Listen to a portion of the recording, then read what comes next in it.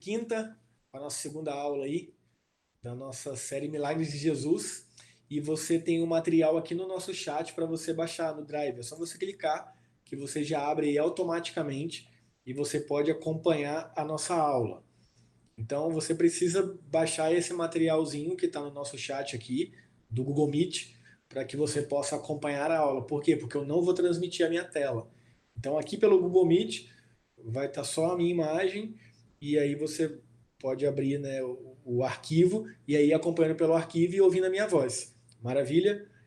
E lembrando que depois essa aula vai estar disponível lá no YouTube. Então, se você perder alguma dessas aulas, você pode acessar o YouTube. E aí lá no YouTube eu vou ficar no cantinho e aí vai ter o conteúdo lá na própria tela. Então a gente está fazendo dessa dinâmica para que no YouTube vá certinho, para que quem for ver depois possa receber esse conteúdo de forma bem didática. Lembrando, galera, que esse ambiente aqui é um ambiente de aula.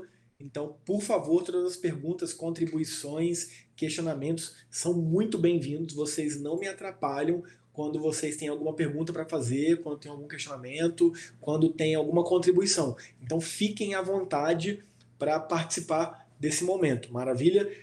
E esses são, então, as diretrizes aí da nossa aula. E antes de começar, eu gostaria de fazer uma oração para que o Espírito Santo nos abençoasse, falasse com a gente, abrisse a nossa mente, nos desse entendimento para a gente avançar aí no conhecimento de Jesus Cristo e nessa série que está muito legal, que é Milagres de Jesus. E na aula passada a gente fez a introdução aos milagres e na aula de hoje é o primeiro milagre que deu início ao ministério terreno de Jesus, que é a transformação de água em vinho.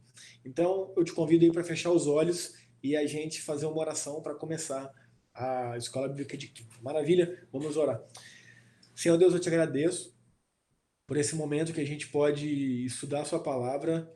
Eu te agradeço pelo privilégio da internet, mesmo em meio a esse distanciamento social, a gente pode estar aqui aprendendo, estudando.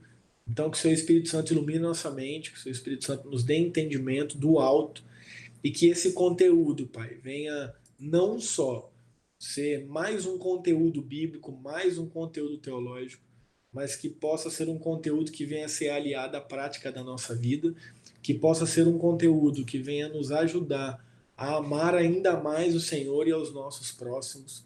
Então, Espírito Santo, fale conosco nesse momento, abra os nossos corações. Essa é a nossa oração em nome de Jesus. Amém. Então, gente, muito bem-vindo, todos vocês que estão aqui, que Jesus nos abençoe. E hoje a gente está aí na segunda aula da série Milagres de Jesus, e a aula hoje é Transformação da Água em Vinho. Lembrando aí, se você chegou agora, aqui no chat do nosso Google Meet tem o link do material para você baixar. Se você tiver qualquer probleminha aí, você pode falar que a gente envia aí novamente esse link. Maravilha? Então, você pode acompanhar aí pelo nosso material Transformação da Água em Vinho e o texto base é o Evangelho de João, capítulo 2, versículos de 1 a 11. Lembrando que eu vou trabalhar os 8 milagres do Evangelho de João, que são os milagres que têm o objetivo de mostrar que Jesus é Deus. Então você acompanha a leitura aí, por favor. Evangelho de João, capítulo 2, versículo de 1 a 11, diz assim a palavra de Deus. No terceiro dia, houve um casamento em Caná da Galileia. A mãe de Jesus estava ali. Jesus e seus discípulos também haviam sido convidados para o casamento. Tendo acabado o vinho, a mãe de Jesus lhe disse: Eles não têm mais vinho. Respondeu Jesus: Que temos nós em comum, mulher? A minha hora ainda não chegou. Sua mãe disse aos serviçais: Façam tudo o que ele lhes mandar. Ali perto havia 6 potes de pedra, do tipo usado pelos judeus para as purificações cerimoniais. Em cada pote cabiam entre 80 e 120 litros. Disse Jesus aos serviçais: Encham os potes com água. E os encheram até a borda. Então lhes disse: Agora levem um pouco ao encarregado da festa. Eles assim fizeram. E o encarregado da festa provou a água que fora transformada em vinho, sem saber de onde este viera, embora a soubessem os serviçais que haviam tirado a água. Então chamou o noivo e disse: Todos servem primeiro o melhor vinho, e depois que os convidados já beberam bastante, o vinho inferior é servido. mas você guardou o melhor até agora. Esse sinal miraculoso em Caná da Galileia foi o primeiro que Jesus realizou. Revelou assim a sua glória e os seus discípulos creram nele. Então, gente, a gente já começa com essa aula, né, contando esse milagre, que foi o primeiro milagre que Jesus fez, que deu início ao ministério terreno dele. E a gente já começa aqui, então, com um fato, no mínimo, interessante. Jesus faz o primeiro milagre do seu ministério terreno, que foi transformar água em vinho numa festa de casamento. Muitas pessoas vão dizer que esse vinho não tinha álcool. Gente, vinho tem álcool. Se não tem álcool, não é vinho, é suco. Então, aqui, de fato, Jesus transformou a água em vinho, e vinho mesmo. E aí eu quero então conversar um pouco desse contexto aí, de forma introdutória, sobre como eram as festas, como era o consumo do vinho aí na cultura judaica. E aí você pode passar para o próximo slide e você pode acompanhar comigo aí a leitura da introdução, que eu coloquei assim: os casamentos eram celebrados com festas que duravam até 7 dias. Gente, se existe uma coisa que o povo judeu, o povo hebreu sabia fazer, que a gente desaprendeu, é festa. Essa galera sabia festejar. Uma festa de casamento durava até 7 dias.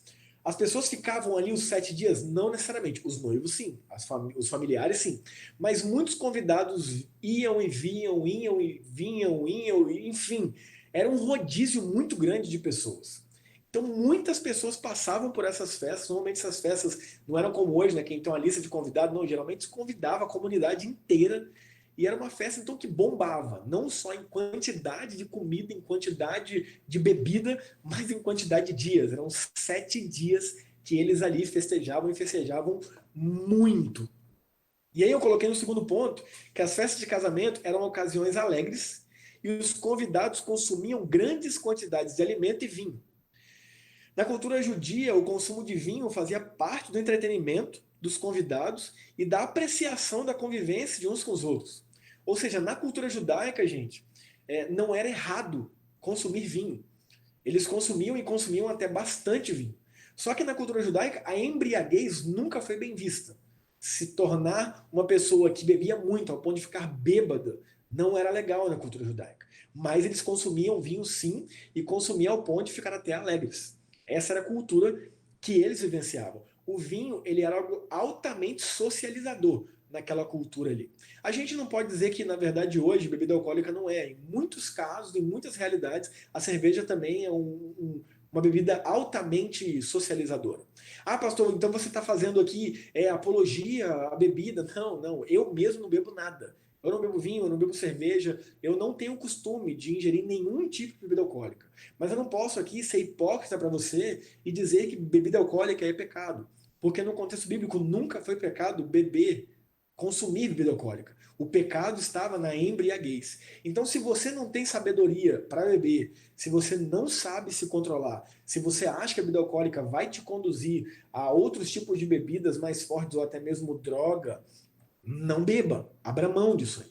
E lembrando, obviamente, se você está aqui assistindo essa aula e tem menos de 18 anos, você, pela lei, está proibido ou proibida de consumir bebida alcoólica. E se você assim consome, você está indo contra a lei, consequentemente, você está pecando. Ah, mas os meus pais deixam, seus pais não deveriam deixar, porque a lei proíbe. Então, tudo aquilo que a lei proíbe, obviamente, quando a lei proíbe não é nada que afete a nossa fé como cristãos, a gente acata tranquilamente. Então, volto a dizer, não há nenhuma apologia aqui da minha parte de se consumir bebida alcoólica, porque eu mesmo não consumo. Mas eu não posso ser mentiroso e hipócrita em dizer que quem consome bebida alcoólica não é cristão, ou não é crente, ou não é uma pessoa espiritual. Não, não posso dizer isso. Porque a bebida alcoólica sempre esteve inserida na cultura judaica, ali através do vinho. Mas, como eu disse, em nenhum momento era-se aprovada a embriaguez. Tanto que, biblicamente falando, nós temos vários textos, principalmente por meio do apóstolo Paulo, que fala que a gente não deve se embriagar. E não é bom se embriagar. Não é legal se embriagar. Consequentemente, é errado se embriagar, porque você pode perder o controle e fazer várias coisas ruins. Mas o álcool em si não era problema na cultura judaica por meio do vinho. E as pessoas bebiam e bebiam muito. Havia pessoas que se embriagavam? Sim, com certeza haviam. Mas, como eu disse, não era bem visto. Assim como hoje, se você faz uma festa de casamento e aí alguém da sua família vai lá e bebe muito e dá vexame, não é bem visto. mas há pessoas que fazem isso constantemente nas festas de casamento. Então isso também acontecia lá. Por mais que não fosse bem visto, por mais que não fosse certo a embriaguez, por ter grande quantidade de comida e bebida, as pessoas sim, infelizmente, algumas delas extrapolavam. Mas nem por isso era proibido se beber, nem por isso era errado beber. Mas sim aqueles que tinham sabedoria faziam o consumo. E aí, está escrito aqui, né, no terceiro ponto. Entretanto, a embriaguez e a glutonaria, que a gente esquece de falar, né, eram inaceitáveis culturalmente, mesmo que alguns desses convidados as praticassem em tais festas. Então, a gente tem costume de falar muito, né, da embriaguez, mas a glutonaria também é condenado igualmente na Bíblia, ou seja, comer demais. É muito comum, né, a gente ouvir pessoas falando assim, até rindo, né? Ai, crente não come, ou melhor, crente não bebe, mas come. Não, não é legal isso. Se aquele crente não bebe, mas come, ele está errando tanto quanto alguém que bebe muito. Ah, mas as consequências são diferentes, obviamente. Uma pessoa que come demais, a consequência é diferente de uma pessoa que bebe demais. Mas a gente não analisa o erro pelas consequências meramente. A gente analisa o erro por aquilo que a gente faz perante Deus. Então, mesmo que um erro não tenha consequência nenhuma, se é erro, a gente não deve cometer. Agora, obviamente, na glutanaria tem consequências. Por mais que não sejam consequências drásticas e imediatas, como às vezes o álcool pode cometer, a glutonaria ela pode trazer excesso de peso, ela pode trazer uma série de desregulação de hormônios, ela pode trazer hipertensão, ela pode trazer alteração nas taxas, diabetes, etc, etc, etc. Então a gente não pode ser, gente, hipócrita, como muitos aí que criticam e criticam pessoas que consomem bebida alcoólica, mas comem desreguladamente, comem incontrolavelmente e acham isso completamente normal. Não, a glutonaria era condenada tanto quanto a embriaguez. Agora, você comer de forma sábia e você beber de forma sábia não há problema nenhum. Ah, mas eu não consigo comer chocolate de forma sábia, então não coma. Abra mão. Ah, eu não consigo beber de forma sábia, então não beba. Abra mão. Entendeu? Então, prosseguindo então nessa introdução, nesse contexto aí, né, de festa de bebida alcoólica, de vinho lá nos tempos de Jesus, eu coloco aí então o quarto ponto, que é por que Jesus foi nessa festa? E aí, né, é muito interessante essa pergunta, porque quando você faz essa pergunta para alguma pessoa, é normal dos cristãos eles quererem espiritualizar. Então você fala assim, por que Jesus foi nessa festa? Aí normalmente o cristão vai responder assim, né? Ah, é porque lá ele sabia que ele ia começar o ministério dele, e aí ele ia fazer isso e aquilo. E, gente, a resposta é muito simples. Jesus foi na festa porque ele foi convidado. Como a gente leu aí no slide do texto bíblico, no versículo 2. Jesus e seus discípulos também haviam sido convidados para o casamento. Então, por ser convidado, eles foram. Então a resposta é simples, você não precisa espiritualizar o ato de Jesus ter ido nessa festa. Ele foi convidado, ele foi. Simples assim. E aí, agora eu quero passar para um diálogo que se segue aí no texto que a gente leu, que é sobre Jesus e Maria. E aí você pode então partir para o próximo slide. E aí eu coloquei assim: a certa altura da festa, os criados viram que o suprimento de vinho estava diminuindo e iria acabar. Isso causaria um constrangimento inevitável para o casal de noivos e a família. Então você pensa, você está num casamento e ali, naquele casamento que você está, falta comida. Pensa que constrangimento para os noivos. Ou falta refrigerante, ou falta qualquer tipo de bebida, enfim. Nessa cultura aqui, gente, o vinho era a principal bebida. Então, se acaba o vinho, acaba a festa, basicamente.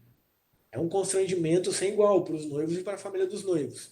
Então, ali, aquelas pessoas que estavam servindo, obviamente, eles foram percebendo que o consumo de vinho daquela festa ou foi elevado ou a família do noivo, dos noivos e os noivos não se programaram bem, de forma que ele estava acabando. E aí eu coloquei no segundo ponto, né? Algo devia ser feito depressa para contornar a situação e evitar a vergonha social. Maria aproveitou a ocasião para pedir ajuda a Jesus. E aí, gente, é uma coisa que eu quero colocar aqui que é muito interessante. Maria, ela, obviamente, mãe de Jesus, ela sabia da sabedoria que ele tinha. Ela sabia do conhecimento que ele tinha. Mas Jesus, até aqui, ele nunca tinha feito nenhum milagre. Então, quando Maria ela vai pedir ajuda para Jesus, não necessariamente aqui ela está dizendo para Jesus fazer um milagre.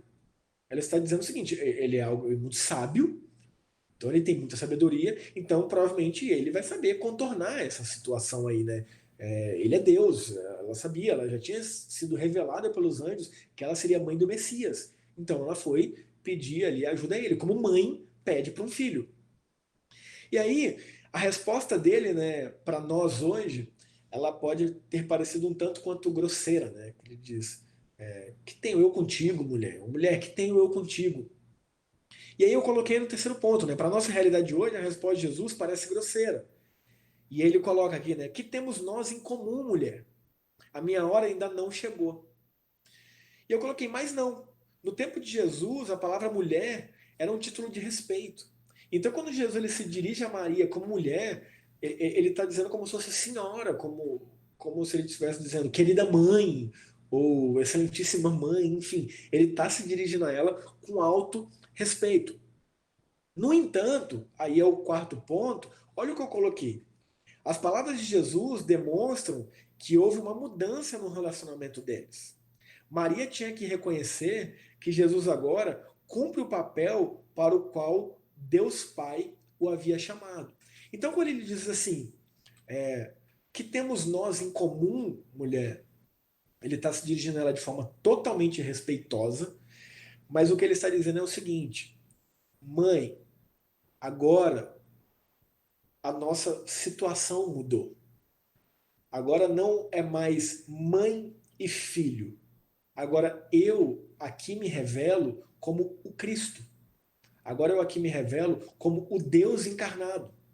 E quando a gente analisa os evangelhos, a gente pode ver que a ligação consanguínea de Maria e dos irmãos de Jesus não os dão vantagem sobre ninguém. Então Jesus ele não faz acepção de pessoas ou valoriza pessoas de acordo com ligações consanguíneas. E é isso que ele está deixando claro quando ele diz que temos nós em comum. Ele está dizendo o seguinte: mãe, agora o nosso relacionamento ele é diferente. Agora eu sou o Salvador. E Maria, ela, mesmo sendo a bendita entre todas as mulheres, ela é pecadora. Então aqui existe uma diferenciação enorme de Jesus como Deus e agora Maria como uma mulher maravilhosa, mas pecadora. Não mais como antes, mãe e filho. Agora aqui há uma ruptura, não que ela deixou de ser mãe de Jesus, não é isso. Mas não existe mais aquele relacionamento dela falar e se dirigir como ele, como a autoridade de mãe. Então aqui houve uma diferenciação. E aí no próximo slide eu continuo, né, ainda nessa temática, e eu coloquei aqui as palavras misteriosas. A minha hora ainda não chegou, apontavam para o seu iminente sofrimento, morte, ressurreição e ascensão. Isso aqui a gente entende porque a gente faz a leitura dos evangelhos como um todo. Mas provavelmente Maria não entendeu essas palavras dele. Então por isso que eu coloquei, né, as palavras misteriosas. Então ali quando ele diz a minha hora ainda não chegou, e aí muita gente se pergunta, e eu mesmo me perguntei, mas ele fala que a minha hora não chegou e logo depois ele vai e faz o milagre. Não, ele não está dizendo que a minha hora não chegou de se revelar como Messias. Não, não é isso. Até porque nem Maria tinha essa ideia na cabeça, pedindo para ele, filho, se revele agora como Messias e faça o milagre. Não, ela simplesmente pediu a ajuda dele. Mas o que ele está dizendo ali, a minha hora ainda não chegou, era a hora dele participar desse sofrimento, tortura, morte e ressurreição. Mas sim, era o momento dele se revelar como o Cristo, ou seja, o Deus Filho encarnado. E aí, né, no próximo ponto, eu coloquei: Jesus transformou o relacionamento íntimo entre mãe e filho no de uma pecadora necessitada de um Salvador. Ele havia vindo à Terra para salvar as pessoas de seus pecados, inclusive os dela. Então, a gente percebe isso até em Maria, por exemplo. Existe um texto nos evangelhos que é o Cântico de Maria, que ela diz: a minha alma exalta o meu Senhor e Salvador, se dirigindo a Jesus. Ou seja, a própria Maria reconhece que Jesus é o Salvador da vida dela. E se Jesus é o Salvador da vida dela, é porque ela necessita de salvação. E se ela necessita de salvação, é porque ela é pecadora. Agora, entenda, eu não estou de modo algum desmerecendo ou trazendo qualquer demérito a Maria. Não, Maria é uma pessoa sensacional e maravilhosa. Mas ela não é intercessora entre Deus e os homens. Ela não é ninguém que é digna de receber orações O único intermediador entre Deus e os homens é Jesus. O único digno de receber oração é Jesus. Então, por isso, quando a gente ora, no final da nossa oração, é em nome de Jesus, amém. Ou seja, tudo aquilo que a gente diz ao Pai, a gente diz por meio de Jesus, que é o nosso intermediador entre Deus e a humanidade. Então, Maria é uma pessoa maravilhosa. E aí também eu tô falando isso porque há muitos evangélicos, né, que menosprezam Maria, que falam, Maria não é nada, Maria, que é isso, gente? Que é isso? A pessoa que fala isso é um completo infeliz, porque ela foi escolhida entre todas as mulheres da terra para ser mãe do Cristo, do Deus encarnado. E ela tinha apenas 14 anos. Então, de fato, essa mulher é uma mulher bendita na história do cristianismo, mas ela não é Deus. Ela, como uma ótima mulher, ela era pecadora e necessitava de um Salvador. E teve o privilégio de ser mãe do Salvador. Então, no terceiro ponto que eu coloco, né? Portanto, Jesus está sinalizando para sua mãe que o seu ministério terreno havia começado. Ministério esse que o levaria à morte na cruz. E aí, né, logo após isso, mesmo Maria provavelmente ali, não entendendo essas palavras misteriosas de a minha hora ainda não chegou e tal, ali, como obviamente mãe de Jesus, existiu uma ligação ali muito grande, muito íntima. Então, por mais que ela não tenha entendido possivelmente essas palavras, ela entendeu que algo estava sendo dito. Havia ali uma ruptura do tratamento deles. Quando eu digo ruptura, não de forma negativa, tá, gente? Não estou aqui, ai, ali Jesus rompeu com Maria, não, não. Simplesmente uma ruptura de mãe e filho, e agora Maria e o Salvador. Porque ali está se iniciando o ministério terreno de Jesus. Ali ele está se revelando como Cristo, pela primeira vez. Pela primeira vez, com 30 anos de idade.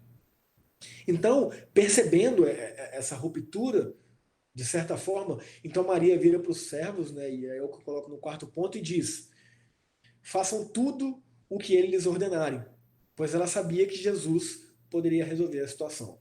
Provavelmente não sabia como, mas sabia que alguma coisa ali seria feita. E aí, seguindo, né, a gente parte agora então para o milagre. Uma vez que Maria falou para os servos: ó, ouve o que eles falarem para vocês aí, vocês podem obedecer prontamente, que algo vai acontecer. Então agora eu passo. Cadu, Oi. tem uma observação que eu acho. Deixa eu aumentar, né? Uma observação que eu acho interessante. A gente assistiu, provavelmente mais pessoas aqui também assistiram a série The Chosen lá.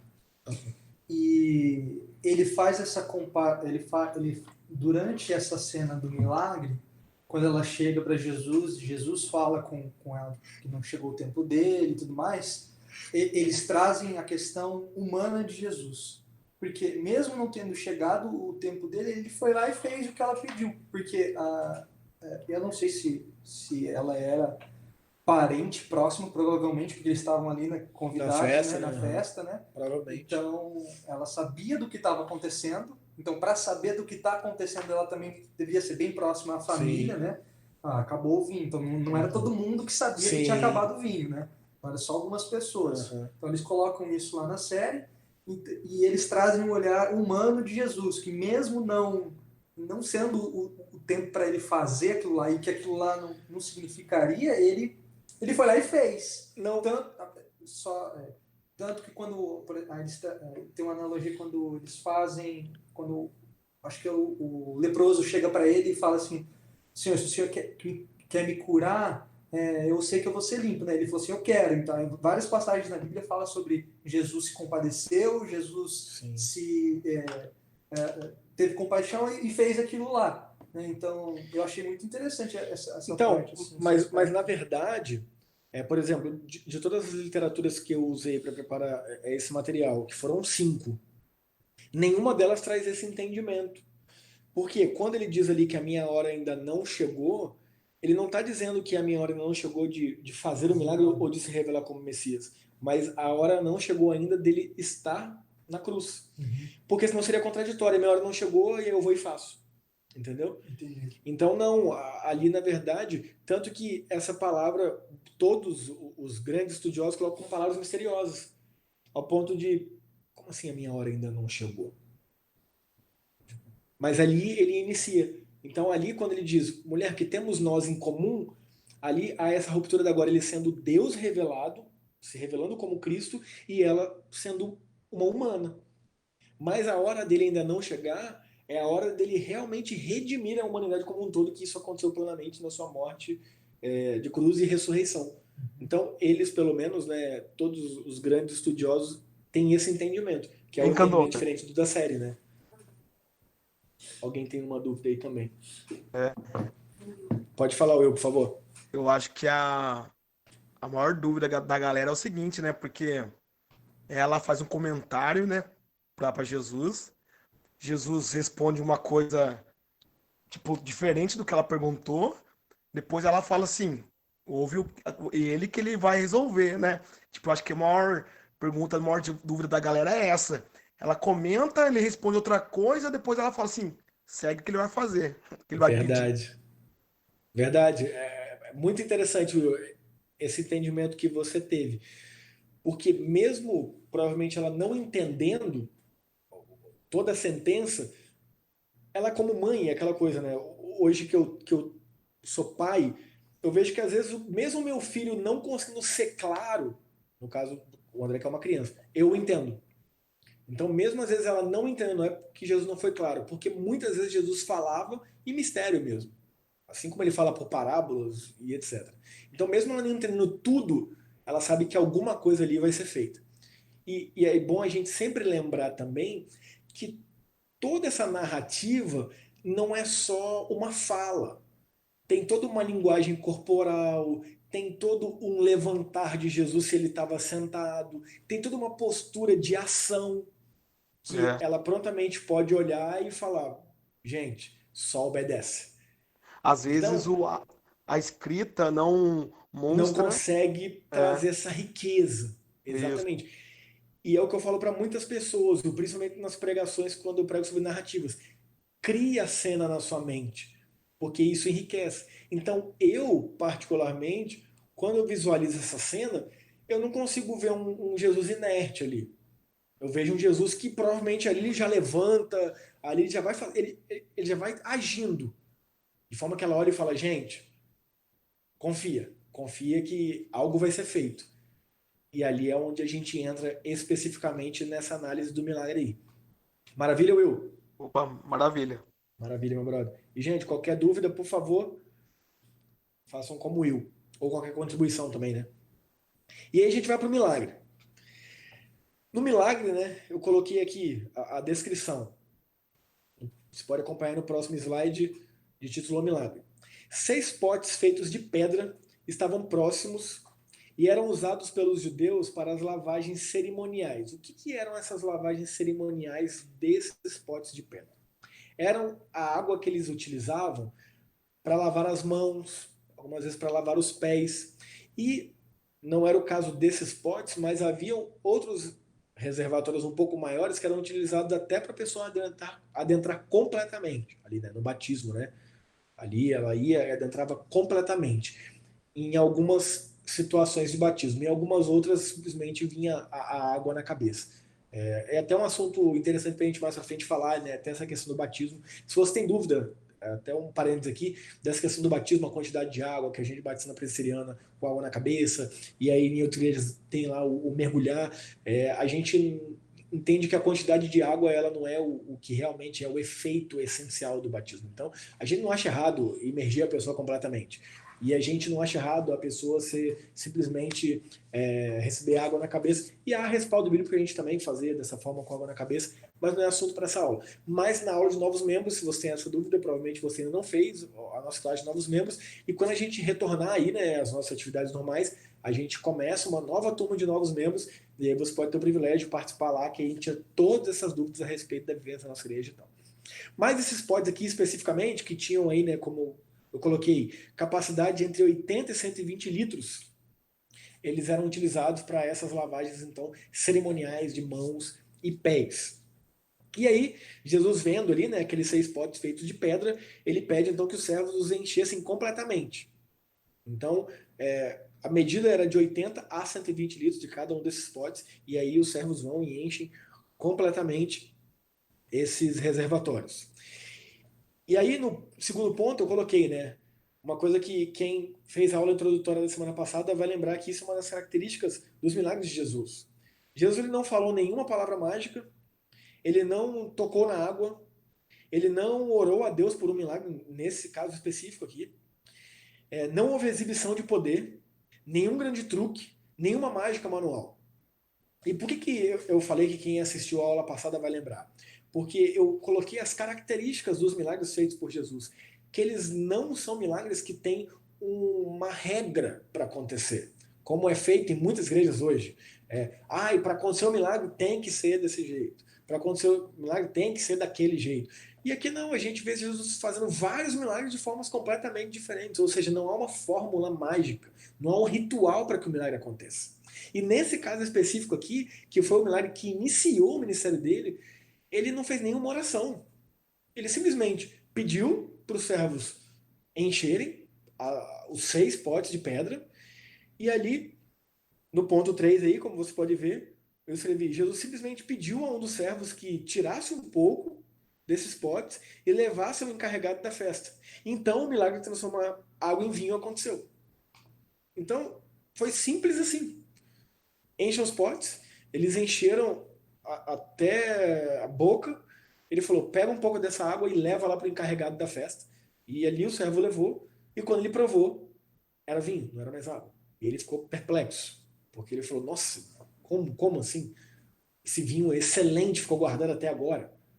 Normalmente é o contrário, só serve o melhor vinho, depois que a pessoa bebeu, e já ficou até alegrinho e tal, aí serve o vinho inferior, né? Porque eles já tomaram bastante, comeram bastante. Mas não, ele fez o contrário, né?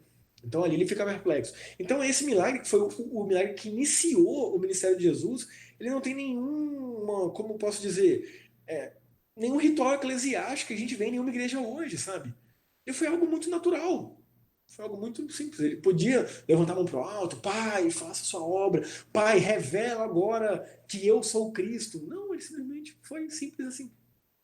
Enche, pega, leva, e ali o milagre aconteceu. E aí, né, agora vem então o próximo slide, que é o mistério, né? Que Tiagão, é esse encarregado. Tem uma dúvida aí? é interessante Alô? que essa questão do pote aí remete a duas situações bem interessantes. Primeiro que ele estava numa festa do pessoal mais humilde, né? Sim. Então, porque era comum servir, naquela época, vinhos em jarras de prata, né? E aí demonstra que ele não estava ali para mostrar para os mestres a lei e tudo. E a outra coisa que demonstra também, que pelo menos no meu entendimento, quando eu li, que ninguém mais sabia o que estava acontecendo além dos servos. Sim. Somente os servos sabiam. Que de Os fato ali era convidados não água sabiam, e né? aconteceu o milagre do vinho. Naquele momento, sim. E os convidados naquele momento não sabiam o que estava Não acontecendo. faziam ideia. Em Maria, né? É, E Maria, sim. servem e Maria. Isso aí. Verdade.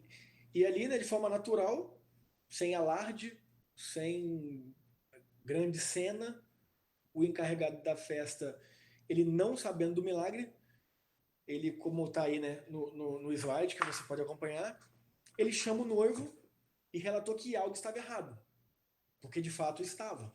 Aquilo não era usual a ser feito, porque era costume servir o bom vinho primeiro. E depois que as pessoas já tinham bebido, já tinham comido bastante, já estavam ali alegres, aí o vinho inferior, de qualidade inferior, era servido. E naquele caso, não. O vinho inferior foi servido ao ponto de acabar, e depois vem esse vinho aí extraordinário. Extraordinário. Então, esse encarregado da festa fica perplexo e chama os noivos, né? Chama os noivos e, gente, que isso? Como que. De onde vem esse vinho aí? E aí eu tô aqui, né, no terceiro ponto, né? O noivo não sabia como o bom vinho tinha entrado na festa. Mas, obviamente, lhe contaram. E ele ficou maravilhado com o presente de casamento que Jesus os deram. Então, pensa a cara dos noivos ali, né? O encarregado falando, cara, que vinho é esse? Ele vai falar, meu, vinho normal? Não, isso aqui. E aí, provavelmente ele vai, os servos vêm e falam, ó, Jesus, fez aí. A gente encheu a água e de repente a gente tirou e é vinho. E o melhor vinho que a gente já tomou.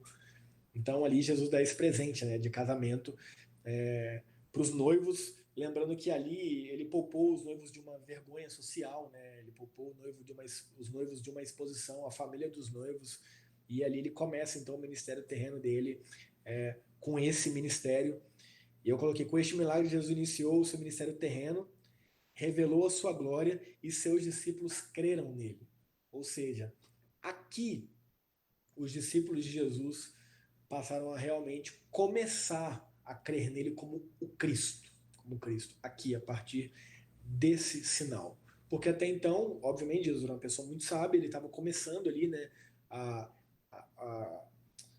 convocar os seus discípulos, e ele não tinha feito ainda nenhum sinal comprovando verdadeiramente que ele era o Cristo. Então aqui ele começa. E aí, eu quero passar agora por uma parte que é a aplicação desse milagre. Então a gente trabalhou até agora, né, a narrativa da festa, a narrativa do milagre, a narrativa do mistério, a narrativa ali das pessoas envolvidas, a cultura, a gente entendeu um pouco da realidade daquela época, mas agora eu quero passar para os princípios práticos que estão envolvidos então nesse milagre. Pode falar, Marcelo. Quando Jesus chama Pedro, ele não faz o milagre? Oi? Quando Jesus chama. Mas aqui ele não tinha chamado Pedro ainda. Ah, não? Não. Entendeu? Aqui ele não estava com todos os discípulos ainda. Tá. Então, vamos lá. Antes de prover a bênção, Cristo nos dá um mandamento. Então, gente, observa isso como um princípio prático envolvido nesse milagre. E aí, olha o que eu coloquei aqui. Nem sempre é assim. Nem sempre é assim. Então, nem sempre, antes de prover alguma bênção, Deus vai nos dar algum mandamento. Nem sempre, para receber uma bênção, a gente necessariamente vai viver ali uma obediência. Nem sempre. Mas, em regra geral, a palavra de ordem antecede a de poder, ou a acompanha. Jesus, ele está pronto para conceder o vinho, mas começa pelo mandamento de encham os potes com água. E aí eu quero deixar algo claro também. Gente, isso aqui não é meritocracia, tá? Eu quero deixar bem claro que evangelho, cristianismo é graça, não é meritocracia. Então, ninguém está falando aqui que tem que ser perfeito, que tem que fazer grandes coisas para ser abençoado por Deus. Não. Entenda que a ordem que ele deu foi uma ordem simples. Encham os potes com água.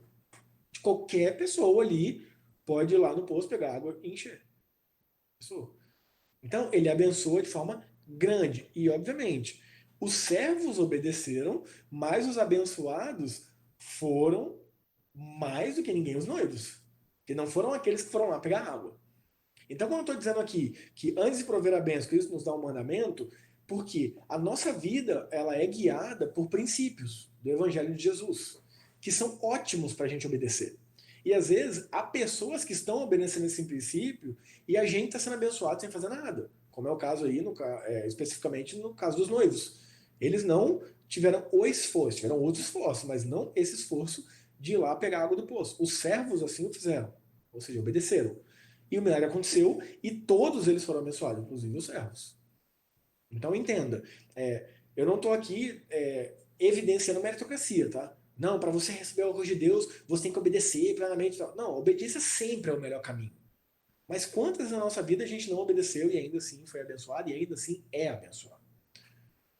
Mas entenda, a obediência sempre é o melhor caminho. Sempre. Por quê? Não meramente para, obedece que você vai ganhar. Não é por isso. Porque a obediência aos preceitos e aos ensinamentos de Jesus são caminhos de vida, são caminhos de paz, são caminhos de amor, são caminhos de amar a Deus e amar o próximo como a nós mesmos. Ou seja, obedecer a Jesus sempre vai tornar o mundo um lugar melhor. Então por isso que é ótimo a gente obedecer. Não é algo meramente para a gente receber e ganhar e ter lucro. Não. Então, não confunda, tá bom? Desculpa. Não, por favor. O menino do Comunicando deu uma devocional falando sobre perseverança. Aí ele usou João 15:5, que ele fala que Jesus fala quem está nele, na videira verdadeira, ele dá fruto, né? Então é exatamente isso. Você obedece persevera, o fruto só vai existir nele, né? Tipo, a bênção só vai existir. Pode ser que eu não esteja falando do fruto necessariamente, mas eu vou te dar uma perspectiva desse texto. João 15, os versículos de 1 a 11, a palavra dar fruto aparece 8 vezes e a palavra permanecer aparece 11. Ou seja, a ênfase de João 15 não é dar fruto. A ênfase é permanecer. Ou seja, permanecer é o quê? É viver de acordo com os preceitos. Então, quando a gente permanece, automaticamente a gente vai receber os frutos. Então, é exatamente isso. Então, a obediência é o melhor estilo de vida que a gente pode ter, não por regras, não por religiosidade, mas por essência cristã. Como eu falei, transforma o mundo num lugar melhor, transforma a nossa vida melhor, torna a nossa vida melhor, faz a gente amar mais a Deus, faz a gente amar mais o próximo, faz a gente viver melhor. Então não é, obedece porque você vai ganhar as coisas de Deus. Não, obedece porque tudo vai ser melhor. Tudo vai ser melhor. Não meramente pensando em receber algo. Pode ser que você nem receba aquilo que você quer obedecendo a Deus, mas pode ter certeza que vai ser o melhor para a sua vida e para a minha vida e para nossas vidas obedecer a Deus. E aí, eu coloquei aqui, né, o milagre do Evangelho de João também, capítulo 9, 7. Que diante de um cego, prestes a lhe restaurar a visão, Jesus coloca barro nos olhos dele e diz, vá lavar-se no tanque de Siloé. Então, perceba, aquele homem está cego, Jesus cospe no chão, faz lama, passa no olho dele e diz, vá se lavar. Ou seja, antes dele ser abençoado com a cura da visão, ele obedece de ir lá lavar os olhos. Mas você vê algo simples. Não é algo que é peso, não é algo que é difícil, não é algo que, tipo assim, nossa, ele tem que morrer para. Não, é algo simples. Entenda, gente, os mandamentos de Jesus não são peso, eles são vida. Sabe? Os princípios de Jesus são vida, são maravilhosos e sempre vão nos abençoar. E eu coloquei aí, né, um outro exemplo do Evangelho de Mateus, capítulo 12, versículo 13. Diante de um homem com a mão atrofiada, prestes a curá-lo, Jesus diz, estenda a mão. Então você vê, sempre antes, como eu disse, né, no conceito geral, há sim momentos de pessoas que não tiveram a mínima ordenança e foram abençoadas, sabe? Mas de forma geral, sempre a bênção é precedida por um mandamento. Sabe? Mas o mandamento você vê aqui, né, coisas completamente simples e completamente possíveis àquelas pessoas que estão ali. Porque ele não quer, gente, sacrifício. O sacrifício acabou em Jesus, sabe? As pessoas acham que, não, mas ser cristão é sacrifício. Não é. Ser cristão é se relacionar com Jesus. O problema é que a gente não quer desenvolver o nosso relacionamento com Jesus e quer resolver as coisas com a nossa própria força. Aí sim a gente vai viver em sacrifício. Aí sim a gente vai viver em luta. Agora, também não estou dizendo que é fácil, tá? A gente é falho, a gente é pecador, a gente é limitado. Então, mesmo estando em Cristo, a gente falha muito em estar nele. A gente falha muito em se relacionar com ele. E obviamente, a gente vive grandes dificuldades. Entendeu? Então, diante desse homem com a mão atrofiada, prestes a curar, ele diz, estenda sua mão. E aí, como eu coloquei aqui, né, no quarto ponto, entenda que isso não quer evidenciar certa meritocracia pela obediência, mas quer nos mostrar que, em muitos casos, Jesus quer nos tornar participantes das bênçãos que ele tem a nos oferecer. Então, isso é maravilhoso também. Por quê? Porque Jesus ele nos faz parte da obra dele. Gente, ele não precisa de nós. Ele não necessita da nossa ajuda. Ele é Deus. Mas ele nos dá o privilégio de participar daquilo que ele faz nessa terra. Então é privilégio. Então quando ele faz um milagre na nossa vida, quando ele dá uma bênção na nossa vida, ele nos dá o privilégio de participar disso. Então vamos lá, pessoas que são muito gratas, elas vão agradecer tudo a Deus. Então não, essa casa foi Deus que me deu. Glória a Deus, é verdade. Mas você foi participante, porque ele te deu o privilégio de trabalhar, de ter saúde, de poupar, de se organizar. Então, isso não diminui a glória de Deus. Muito pelo contrário, ele pode nos dar sem o mínimo esforço da nossa parte. Mas ele nos faz participante do milagre. Então, isso é ótimo. Percebe? No Comunicando, a gente sempre fala sobre a nossa participação, né? Que nós somos coadjuvantes naquilo que Deus está falando, na história que Deus está contando no mundo. E isso está desde Gênesis 1, quando Deus criou. E ele fala para Adão, você vai cuidar, você vai dar nome, enfim. são coisas que ele sabe que a gente pode fazer e que ele realmente já deu as ferramentas na nossa mão para poder Perfeito. fazer isso, né? É exatamente isso. É exatamente isso. São muito, muito bem colocado, né? Somos coadjuvantes, ou seja, Jesus é o principal. Nós estamos ali com ele. Ou seja, ele não é nosso chefe que ele fala, vai, faça. Pensa, ter Deus como chefe, a gente está morto. Que cobrança é essa? Que nível é esse? Há muitas pessoas que vivem assim. Lembra que Jesus diz, já não vos chamo servos, mas vos chamo amigos. Porque o servo não sabe o que o seu senhor faz, mas os amigos sabem. Ou seja, Jesus ele nos revela aquilo que ele quer fazer e nos dá o privilégio de participar daquilo que ele quer fazer.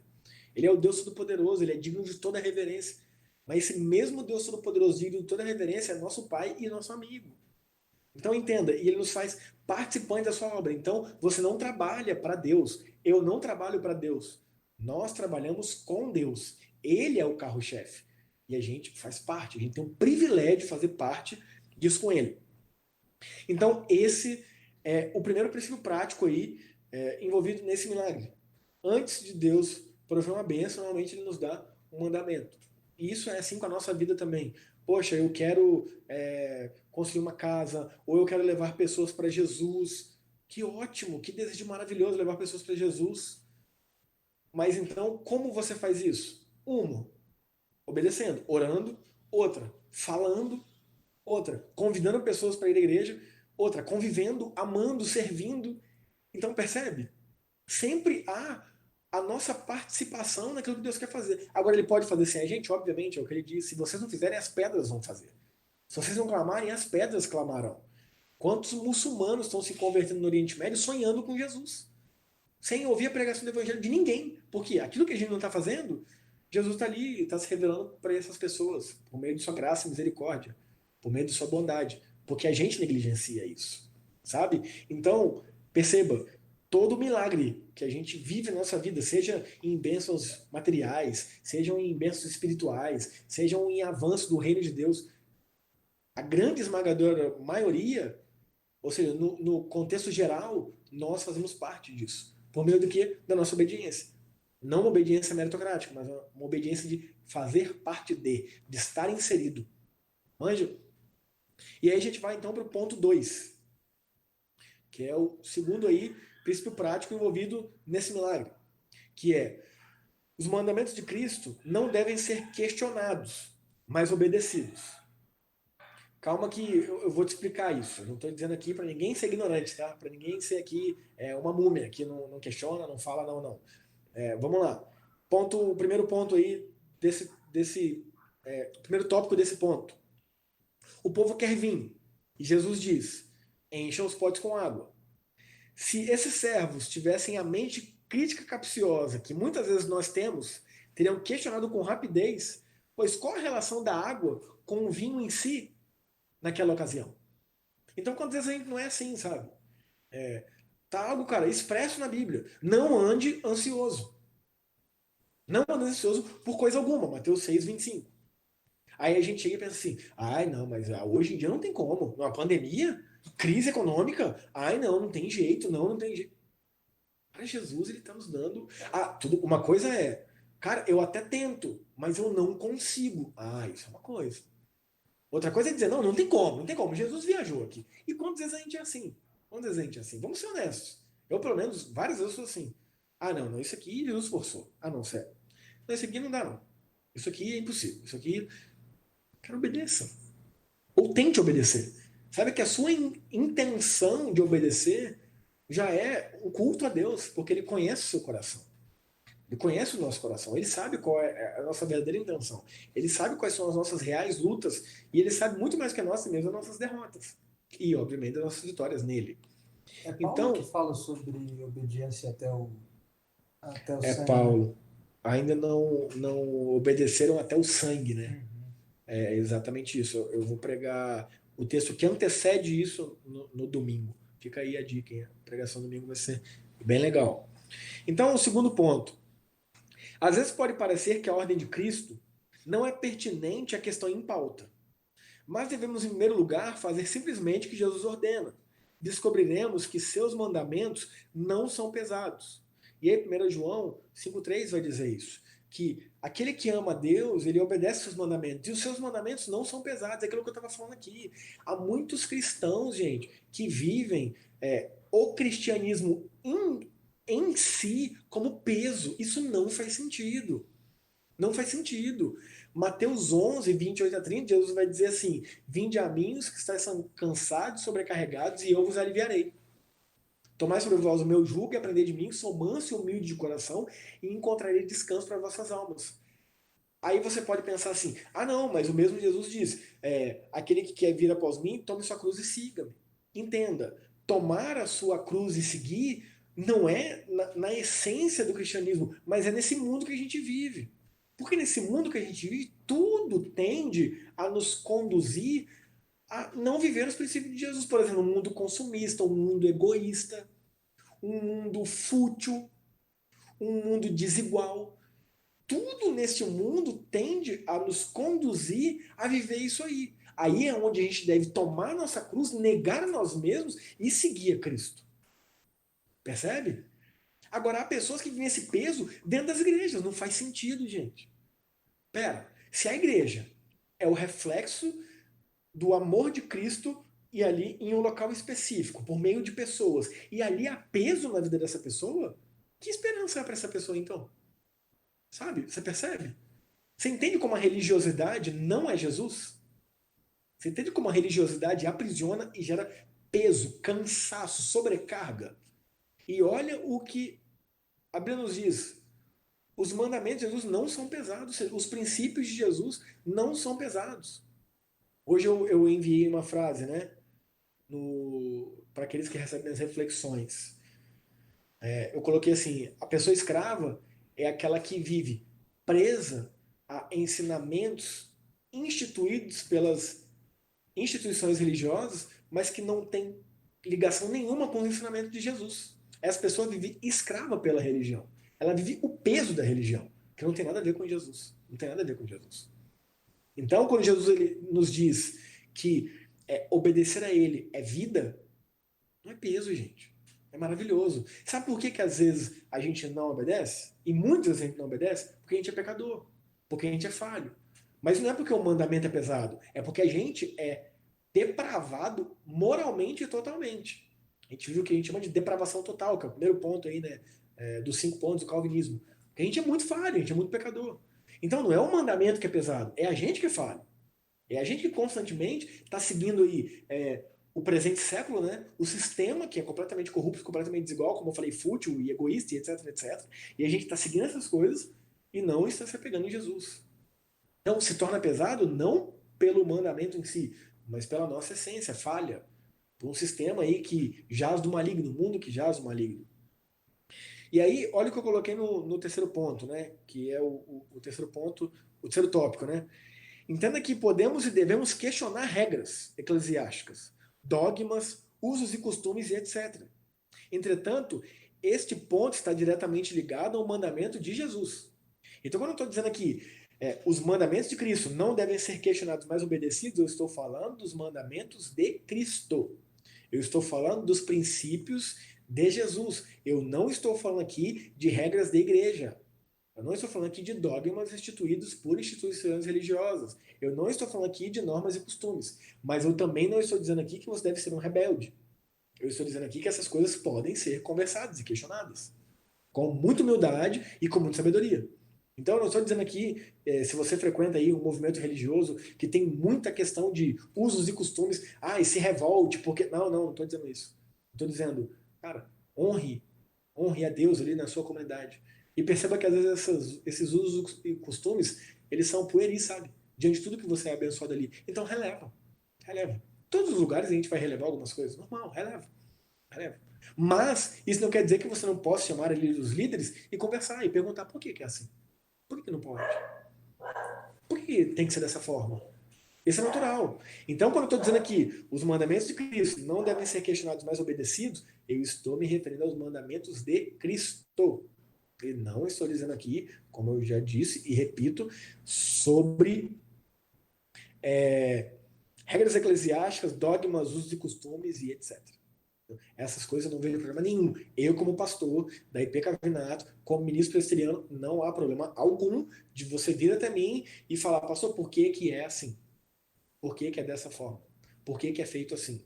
Por que que é desse jeito? Não há problema nenhum. A gente vai conversar, pode ser que eu te convença, pode ser que não. Tranquilo, vida que segue. Sem problema nenhum.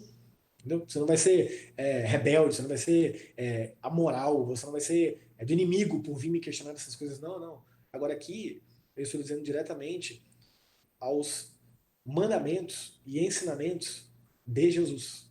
Então, aquilo que é claro e expresso na Escritura, que é Jesus falando, e obviamente que há grandes e muitos princípios ali, né, para serem observados, não questione, obedeça. Mesmo que você não entenda. É o que eu falo, né? Tenta aí visualizar na sua mente a realidade do que estava acontecendo ali. Chega um convidado, tá, que era um mestre, e fala, encha aí esses potes de água. E às vezes a cabeça dessa pessoa e fala assim, nossa, mas o que tem a ver uma coisa com a outra? Esses potes que usa para purificação, o que que esse homem vai fazer? Não era reservatório de vinho, sabe, gente? Não eram locais que se deixavam os vinhos ali, não, eram reservatórios de água para suas cerimonialidades. E ele fala, encha aí esses 6. Certo? Gente, estamos falando de 80 a 120 litros de água em cada pote desse. É muita água. Mas eles obedecem. Eles não questionam. Entendeu? Às vezes poderiam até questionar, né, mentalmente, não sei, provavelmente. Mas ainda assim, eles vão e obedecem. E ali o milagre é feito. Então, no que diz respeito ao mandamento de Jesus, mesmo que, como eu disse, mesmo que você às vezes tenha essa mentalidade que eu tenho, não, aqui Jesus extrapolou, Jesus exagerou, não faz sentido para a realidade de hoje, escolha obedecer. Você vai com certeza ser abençoado e abençoado. E eu posso falar que eu sou prova viva disso. Todas as vezes que eu pensei assim, eu falei, não, mas eu vou buscar fazer. Às vezes depois de um dia, depois de 2, quando eu de fato buscava ver aquilo ali, às vezes o resultado não era nem o que eu esperava, mas eu tinha paz que excede todo entendimento que só há naqueles que estão em Cristo Jesus. E sim, em muitos casos eu tive realmente a prova viva daquilo ali, de forma prática, etc, etc. Então, os mandamentos de Cristo, segundo ponto, não devem ser questionados, mas obedecidos. E caminhei para o terceiro e último ponto.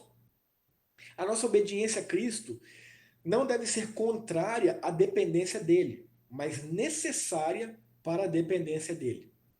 Então, eu vou ler de novo e eu não tenho dúvida que nessa ilustração que eu separei aqui do Charles Spurgeon, você vai entender muito bem o que eu quis sacar nesse terceiro ponto, desse princípio prático envolvido nesse milagre. A nossa obediência a Cristo não deve ser contrária à nossa dependência dele.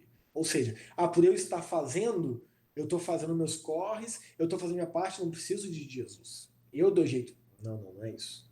A nossa obediência a ele não deve fazer com que a gente seja independente dele. Não. Mas ela deve ser necessária para que a gente se torne ainda mais dependente. Ou seja, quanto mais dependente a gente é dele, mais a gente o obedece. E não quanto mais a gente obedece, mais a gente não precisa dele, porque a gente está obedecendo já e fazendo por nós mesmos. E aí, então, preste bastante atenção, se atente aí nessa citação aí que eu tirei de um livro do Charles Spurgeon, para esclarecer esse ponto. Olha o que o Spurgeon diz. Alguns irmãos que conheço dizem: você realiza o que chama de cultos de avivamento e procura despertar as pessoas por meio de apelos sinceros e discursos emocionais. Você não percebe que Deus levará a efeito a própria obra? Esses esforços não passam de você tentar arrancar a obra das mãos de Deus. O modo certo é confiar nele e nada fazer. Tudo bem, irmão, responde Spurgeon. Você nos deu sua palavra de que confia em Deus e não faz nada. Permita-me a liberdade de não sentir muita certeza de que você realmente confia nele. Pois se me lembro, acho que já visitei sua casa. Você é mais ou menos a pessoa mais triste, desanimada e descrente que conheço. Pois bem, acho que não está em condições de fazer propaganda da sua fé. Quantas pessoas foram acrescentadas à igreja mediante a sua inatividade na igreja bendita? Ou você exerce fé sem obras? Quantas foram levadas para dentro? Pois bem, não tivemos muitos acréscimos e acho que não há probabilidade de tê-los. Se quiser levar a efeito a extensão do reino do Redentor por meio da inação, ou seja, da inércia, não acredito que você adote o modo de agir provado por Jesus Cristo. Nós, porém, nos aventuramos dizer-lhe que nos dedicamos a trabalhar para Cristo de todo o coração e alma, usando todos os meios ao nosso alcance para trazer pessoas, a fim de ouvir o Evangelho. Sentimos-nos tão convictos quanto você de que nada podemos fazer nessa questão, à parte do Espírito Santo. E confiamos em Deus. Penso eu, tanto quanto você confia, pois nossa fé produz mais resultados que a sua. Eu não estranharia se lhe fosse revelado que sua fé sem obras estivesse morta e que nossa fé, acompanhada por obras, estivesse viva. Então, gente, o que eu quero dizer com isso aqui? Há muitas pessoas, principalmente nas nossas igrejas reformadas, presbiterianas, que são ótimas em discurso, que são excelentes em teologia, mas fazem nada.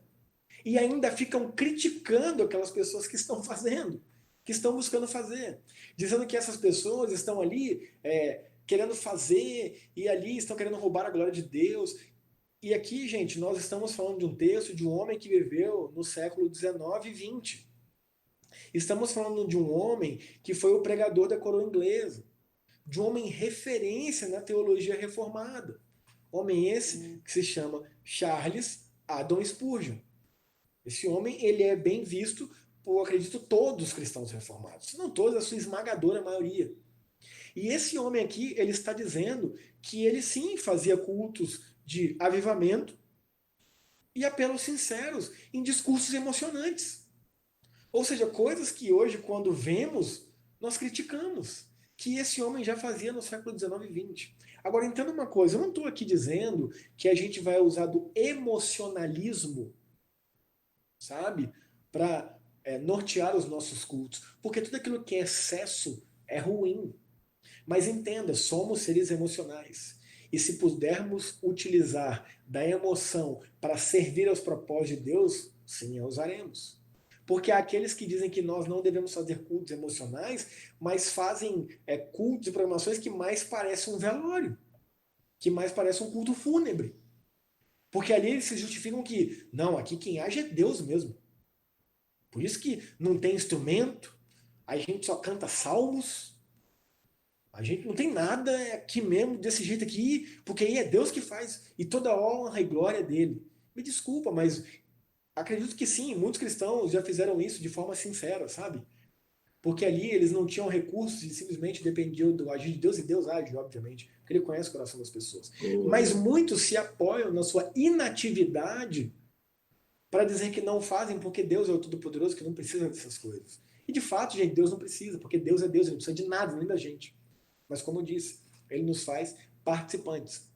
E a nossa obediência a Cristo não deve ser contrária à dependência dele, mas ela deve ser necessária para a nossa dependência dele. E aí, né, Charles Spurgeon, ele bem fez a citação da epístola de Tiago, que vem dizer que prove que a sua fé é viva com obras.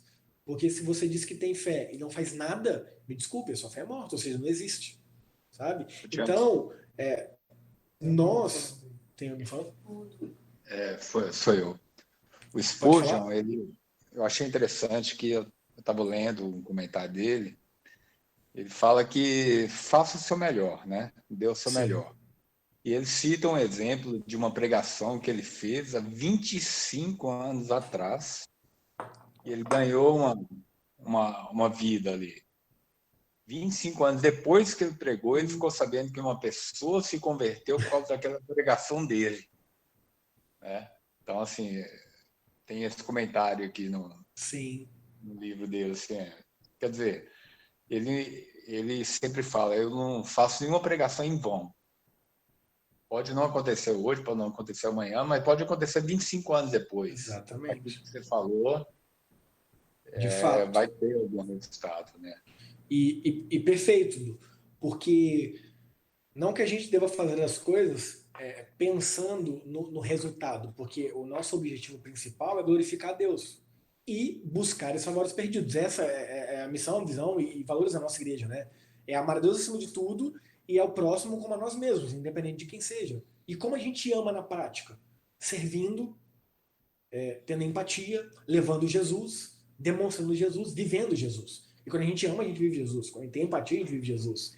Quando a gente serve, a gente vive Jesus. Então, é esse o objetivo. E aí a gente busca fazer tudo aquilo que está ao nosso alcance. Mas a gente sabe que é Deus que vai fazer a obra. Mas aquilo que cabe a nós, em obediência e amor a Jesus, a gente faz. Agora, quer dizer que é através da nossa ação? Não, não, obviamente que não. Mas aí, porque não é a nossa ação, nós ficaremos inativos, então, apoiados numa teoria religiosa, ali, inertes. Não, o próprio Jesus disse, ide e pregar o evangelho. E aí, né, na verdade, a tradução é ide, né? Mas ali no original é indo. Ou seja, indo onde você estiver, prega o evangelho, ensinando as pessoas a guardar o que você tem ordenado, batendo no Pai, do Filho e do Espírito Santo. E eu estarei com vocês até a consumação do céu, ou seja, até o fim dos tempos. Então, esse é o nosso papel, obedecer. Ah, mas é a gente que salva? Não, é Deus. Mas a gente obedece. A gente, como eu disse, se faz participante da obra dele aqui. E a obra dele aqui é salvar, é curar, é transformar. E a gente tem o privilégio de participar disso. Então, esses são aí os 3 princípios práticos, né, que a gente pode observar nesse milagre. E, obviamente, a gente pode aplicar na nossa vida. Sempre lembre que, de forma geral, né, não regra exclusiva, mas antes de prover alguma bênção, o Cristo sempre nos dá um mandamento, sempre nos dá ali um princípio, e a gente vê que não é nada anormal e assombroso, né?